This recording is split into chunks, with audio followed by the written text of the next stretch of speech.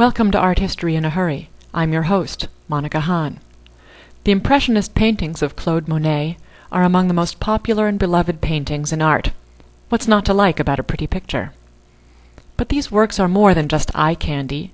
They are actually the result of a sophisticated and revolutionary visual theory.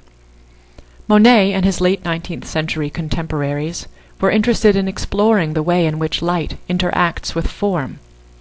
How does the Rouen Cathedral appear in bright sun, or at sunset, or at dawn? At different times of day, in different light, the form, the mass of the church can be dissolved or broken down, or change color.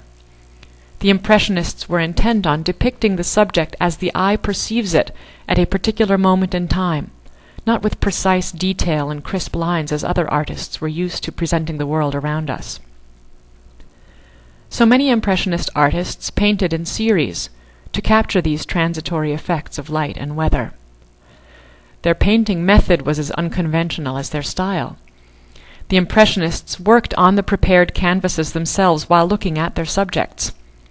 This plein air, or open-air painting, differed from traditional painting, in which artists would make sketches in the field and then work these into finished paintings in their studios.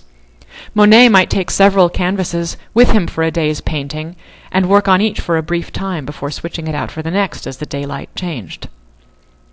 These paintings were not at all well received at first. People actually had trouble figuring out what they were.